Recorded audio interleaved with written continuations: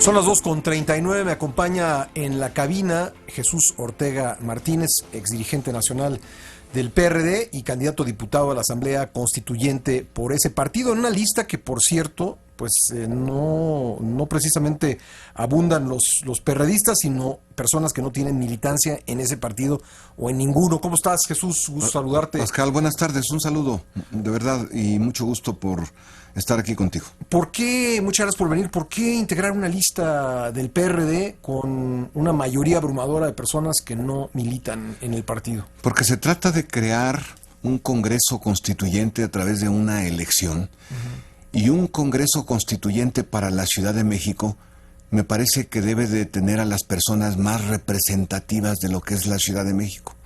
Por eso tenemos periodistas, por ejemplo, como Katia, nuestra compañera de Artigues. Katia de Artigues. Exactamente. Tenemos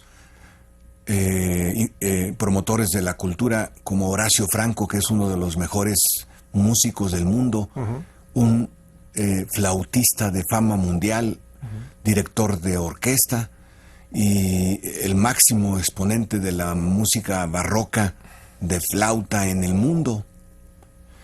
Tenemos personas que representan a la diversidad sexual. Horacio Franco es uno de ellos, pero también tenemos a Lol King, que es una joven que es luchadora por los derechos humanos en general, pero particularmente de las personas que tienen preferencia sexual diferente a los heterosexuales, que son lesbianas o que son homosexuales. Y tenemos a académicos como Enrique Provencio, que es un académico muy prestigiado, a ecologistas, y así a estos sectores representativos de la ciudad capital para que reflejen los sentimientos y las aspiraciones de los habitantes. Ahora déjame hacerte la pregunta del abogado del diablo. ¿No se supone que quienes participen en esta asamblea van a legislar, van a crear una constitución? ¿No debieran saber de leyes primero antes que otra cosa? Yo creo que sí, pero para hacer una constitución no se necesitan ser doctores en derecho todos, porque si no, imagínate a la Constitución del 17 o a la Asamblea Nacional Francesa o a cualquier constitución de las repúblicas de independencia en América Latina, incluido en México. No, se necesitan gentes con sensibilidad social, con sensibilidad política y algunas nociones del derecho, desde luego, pero también habrá personas ahí al cuarto de lado que serán especialistas en derecho y que serán constitucionalistas. Pero también nosotros llevamos constitucionalistas, personas muy avesadas en el manejo y en el conocimiento de las leyes. Es decir, llevamos a ese tipo de personas, pero también llevamos a los que representan intereses, expectativas, deseos, y que representan lo que debe de ser un modelo de entidad federativa en esta república. Oye, Jesús, ustedes evidentemente están apostando por un grupo de ciudadanos, pero te pregunto, ya que el elector va a tener que votar, ya sea por una lista de partido o por un candidato independiente, va a tener que optar, ¿por qué, si lo que anda buscando son ciudadanos, por qué no votar por un candidato independiente?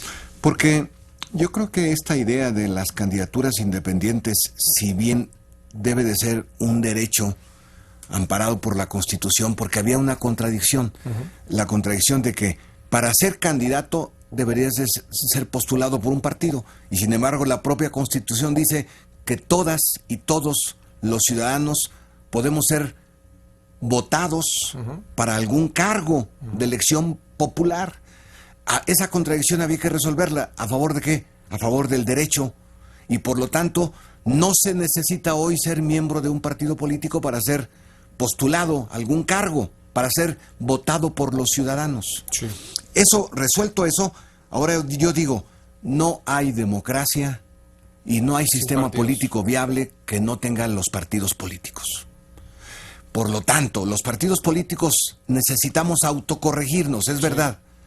Pero en este proceso de autocorrección necesitamos postular candidaturas que reflejen a la ciudadanía y que reflejen a la población de la Ciudad de México. Tienes enfrente a un escéptico te lo confieso, de la Constitución, y me gustaría que me convencieras pues de verlo de otra manera, incluso hasta todavía no tomo la decisión si voy a votar o no, de lo escéptico que soy sobre este ejercicio. Pero Sí.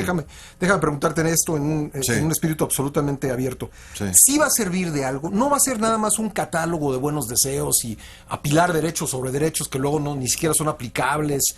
¿Va a haber obligaciones también en la Constitución de la capital? Sí.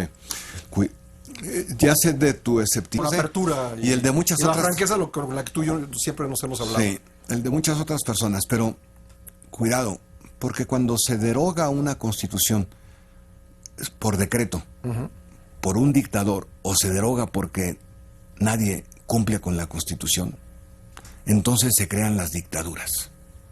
Y cuidado, porque México no está curado totalmente de que volvamos a tener regímenes autoritarios o incluso dictaduras. Ninguna nación en el mundo. Mira que los Estados Unidos está a punto de tener a un presidente de la República como Trump. Qué cosa, ¿no? ¿No? ¿Qué cosa? Alguien parecería que es imposible, pero vean lo que va a ser el candidato del Partido Republicano. Y vas a ver a Hillary yéndose a la derecha para tratar de ganar los votos de los sectores más conservadores de Estados Unidos para poder ella ser candidata. Bueno, eso que está pasando en Estados Unidos, cuidado, que puede pasar en el nuestro. Y por lo tanto, para quitar tu escepticismo, déjame darte este punto de vista. Necesitamos una constitución que se cumpla. Porque la que tenemos en la Constitución General de la República, la de la República, es una constitución que, como dice mucha gente, es letra muerta. Y por lo tanto, la de la Ciudad de México debe de cumplir un primer requisito fundamental para romper con el escepticismo. ¿Cuál es? Que sea cumplible en el 100%. Y que el funcionario que no cumpla con la Constitución o el ciudadano que no cumpla con la Constitución, entonces asuman responsabilidades administrativas o en algún caso responsabilidades penales. Por lo tanto, primer elemento, cumplible. Segundo elemento, exigible. Si tú observas que uno de tus derechos constitucionales no se está cumpliendo, debes de ir con la autoridad y exigirlo. Y si esa autoridad no cumple con su tarea, que es hacer cumplir la Constitución, igual, responsabilidades administrativas o responsabilidades penales. Cumplible, exigible. Y luego yo digo, no debe ser una constitución de prohibiciones. Ya estamos enfadados y cansados, cuando menos yo. Pero sí de obligaciones, ¿no? No, es que son dos conceptos totalmente diferentes. Hoy hay una estadística terrible. La mayoría de las legislaciones en el Congreso Federal son de prohibiciones. Pongo un ejemplo, el de la prohibición de los animales en los circos. ¿Y luego qué sigue? ¿Qué sigue? La prohibición de los animales en los zoológicos. ¿Y luego qué sigue? ¿Qué sigue? La prohibición de los animales en las ciudades. Y prohibir, y prohibir, y prohibir, y prohibir. Al rato tener una mascota va a ser... Exactamente, va a ser penado. Sí. Bueno, pongo este ejemplo, como puedo poner en muchos otros, prohibir fumar marihuana. Prohibir utilizar la marihuana como ungüento para la reuma. Prohibir la marihuana como medicamento para la epilepsia. Prohibir, no.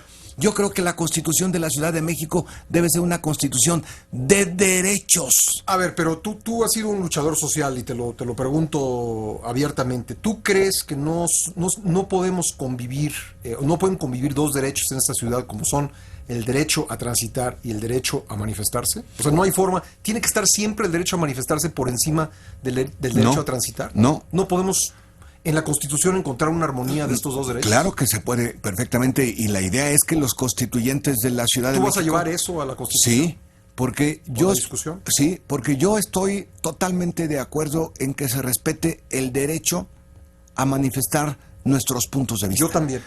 Pero el derecho que yo tengo a manifestar mi punto de vista tiene un límite. ¿Cuál es? Como todos los derechos. Como todos los derechos. ¿Cuál es? El derecho del otro. Y si el ejercicio de mi libertad y si el ejercicio de mi derecho afecta tu libertad y tu derecho, entonces no se están haciendo bien las cosas para vivir en una sociedad civilizada. Por lo tanto, Es perfectamente posible y ese es el cuarto punto de la Constitución que yo creo que debemos de sacar. Cómo se armonizan derechos y libertades sin que se mengüen unos y sin que se afecten otros de sus derechos, sino que sean perfectamente armonizables. Eso es pasar del estado de violencia y de incivilidad, de insensatez, a un estado de razón y de vigencia de derechos. Por ejemplo, ahora con motivo de estas restricciones a la circulación, estemos de acuerdo o no con ellas, pero una persona que saca su vehículo cuando no debe, está sometido a corralón, multa y demás, pero nadie castiga a quien cierra una vialidad un día de contingencia, Jesús. Sí. Y eso provoca, sabemos que provoca, aunque lo quieran negar, sabemos que provoca mayores índices de contaminación. Sí, y además provoca otra cosa, que el gobernante que se atreva a poner reglas Es señalado como represor. es señalado como represor y luego, peor, pierde votos. Y Pero entonces, si lo dice la Constitución claramente. y entonces nadie ¿no? quiere perder votos. Sí. Y hay gobernantes que mejor no aplican la Constitución porque pierden votos. No. Por ejemplo, Ámsterdam, que es una de las ciudades más liberales del mundo, donde uno puede fumar marihuana. Sí. Ahí hay que pedir permiso para hacer una manifestación. Sí. Y la autoridad decide si lo otorga o no. Y también en Madrid, y también en Londres, y también en París. Ahora, yo creo que hay que avisar para que se tomen las medidas por la autoridad en nuestra ciudad, en la ciudad capital. Pero 10 personas no pueden cerrar Reforma, Jesús. Por Eso ya no puede ser. También creo que debemos de armonizar y ver cómo se expresan libremente en las ideas sin que se afecten los derechos de otros, de otras personas.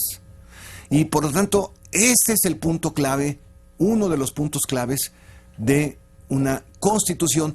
Y por eso ve a votar, lo digo muy respetuosamente, te invito muy respetuosamente, porque si logramos una constitución ejemplar en la Ciudad de México, que armonice derechos y libertades, que garantice ejercicio de derechos, entonces podemos lograr un ejemplo de lo que debe de ser la Constitución de la República. Si ese va a ser el resultado, una constitución que armonice derechos y libertades, créeme que me interesará votar por la opción que yo crea mejor en la boleta.